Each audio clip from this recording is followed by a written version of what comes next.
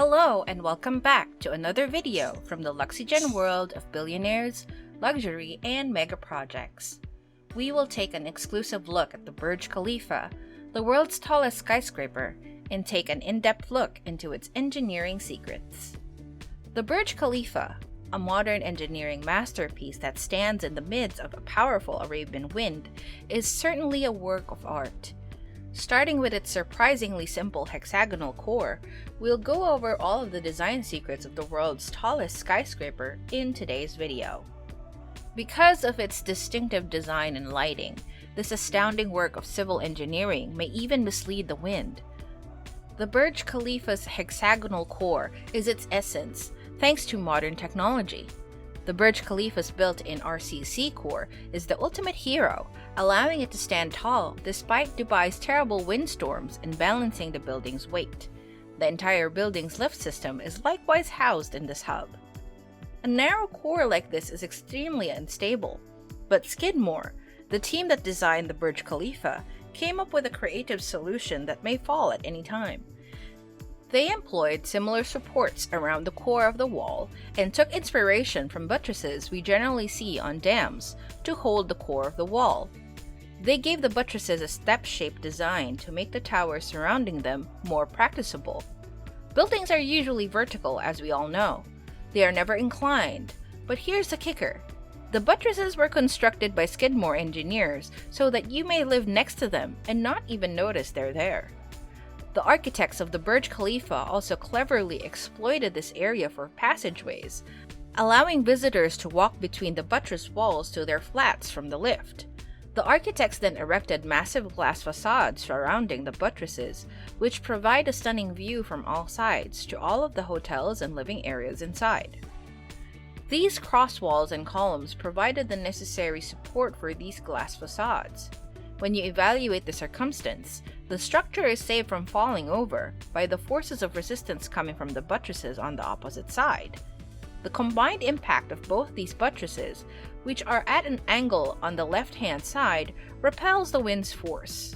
However, with such a slender frame and the massive force of the strong sandstorm, the entire structure of the building would undoubtedly bend too much. Now, we need to grasp a well-known attribute of concrete: its tensile strength. Tensile stress is created in a piece of a concrete block when it bends. If the tensile tension continues, concrete can only take a small amount of tensile stress and will rapidly crack. The hexagonal core contains steel bars inside of it as a result of this. Most of the tensile stress is taken up by the steel bars. However, if the core bends too much, the concrete section of the core will be unable to absorb the tensile stress. In structural engineering, the best way to keep a cantilever beam from bending is to use an I-shaped section. When we connect the cross walls to the buttresses, we're doing just that. If you pay attention, you'll notice that the shape has morphed into a cross-section of an eye. The entire structure of the building is now structurally sound and able to withstand tensile stress without breaking down. The original Burj Khalifa's black stripes are mechanical floors, as you can see from the original design. It illustrates all of the columns used in the Burj Khalifa if you want to see how important they are. It's a tangled maze. When these columns are attached to the floors as illustrated, they are quite stable. Because the floors are connected to the core, we know they are already sturdy. Electrical and air refrigeration systems, as well as water tanks, are housed on the mechanical roofs, which bring the Burj Khalifa to life. Nobody, however, stays on those roofs. These roofs have a peculiar appearance since they are covered with concrete walls and pipes that workers use to hold onto when cleaning the glass. The interesting thing is that only around 70% of the Burj Khalifa is supported by the concrete core. There is no fundamental support for the highest 25% of the building. It's a construction made of steel.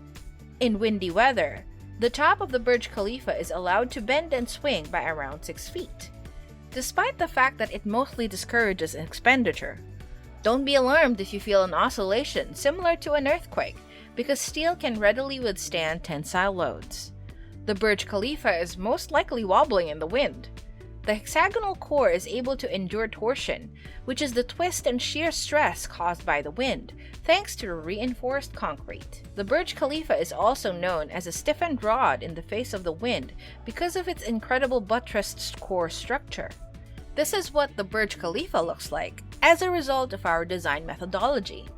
The genuine Burj Khalifa, on the other hand, appears to be an asymmetrical building rather than a symmetrical one. Why did the wonderful structures designers choose an asymmetrical design? The phenomenon of vortex shedding occurs when the wind passes around a structure, which is both attractive and harmful in terms of fluid mechanics. This is problematic because the vortices are constantly changing, resulting in a constant force on the structure. The building will violently oscillate if its inherent frequency of vibration is the same as the frequency of these force fluctuations. These oscillations, known as resonance, will continue to increase and could eventually cause the Burj Khalifa to collapse totally. The architects of the Burj Khalifa came up with a solution to this problem: an architectural innovation. The plan of Bill Baker and his team to break the vortex shedding was to design a spiral in the Burj Khalifa to interrupt the vortex shedding. The easiest way to stop vortex shedding is to make a spiral shape. Because the shape changes, it only confuses the wind. Consider these small structures with varied heights, but numerous petals to find the hidden spiral in the Burj Khalifa. The spiral is now plainly visible, but if you look at the Burj Khalifa, you'll notice that it was built in the same way, with towers of varied heights making a discrete spiral. For the summit of the Burj Khalifa, Bill Baker chose another spiral design. For the tiers, he specified a variety of angles. This dense spiral aids in the prevention of tip vortex shedding at his height. The Burj Khalifa has successfully reached 830 meters, despite the fact that it was originally meant to be only 518 meters, and that an extra 312 meters, almost as tall as the Eiffel Tower, was added during construction. How is it possible for such a massive building to stay upright on the Arabian desert's sandy soil without sinking? Even after going 140 meters below, the building's engineers couldn't find any hard stratum in this location. Given that the sedimentary rocks are weaker, the engineers were faced with two issues: the ground's inadequate load-bearing capability and the structure's differential settling. They employed a raft that was attached to the hexagonal core sections and columns to solve these issues. A slab of RCC structure that was thick and high performance was used to construct the raft.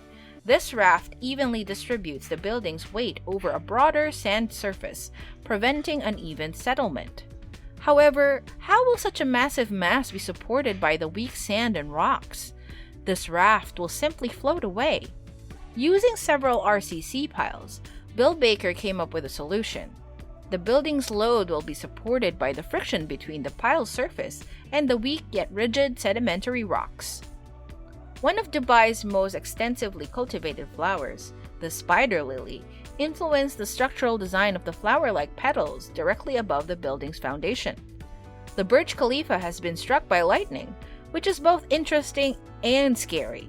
The Burj Khalifa is kept from burning by a small unusual mechanism located at the very top of the building. It's a deterrent against lightning. A little battery connects the dome to the sensor equipment, which is located to the dome. The arrestor generates opposing charges on its surface as soon as it detects a supercharged cloud nearby, attracting lightning towards it. The lightning's electrons are subsequently discharged into the earth pits via the steel inside the foundation piles, which pass through the outer column steel construction. Due to the skin effect, the electrons only pass via the external columns. Dubai's most famous building is the Burj Khalifa. Because of its considerable height, its lightning arrestor catches the lightning strikes of practically all of Dubai. What method did they use to get the concrete to this height? Even if they had utilized the most powerful pumps, the concrete would have solidified before reaching the target due to the hot heat in Dubai. Instead, when they pumped it up, the team blended it with cool ice in a particular grade of C50 and C80 concrete. The job of pouring the concrete into molds was done at night, and the concrete would solidify within minutes after being poured. Every week, the team completed one story. It took 6 years to complete the entire operation. Is it conceivable for another construction to surpass the Burj Khalifa in terms of height? The architectural issues we witnessed in this video will intensify as the buildings get taller. Even a taller skyscraper can be achieved if the engineers are smart enough to overcome these obstacles. However, it is not an easy task. What do you think of the Burj Khalifa? Which part of this mega construction project is your favorite? What new challenges will new engineers face in the near future? Please let us know by commenting your ideas down below. Thank you so much for watching this video. We hope you enjoyed it, and we hope that you learned a little bit more about the engineering secrets of the world's tallest skyscraper. Please join us again for another Luxygen video. To stay updated to our new videos and content, please hit the like button, smash that notification bell, and subscribe to our channel. We hope to give you more videos in the future.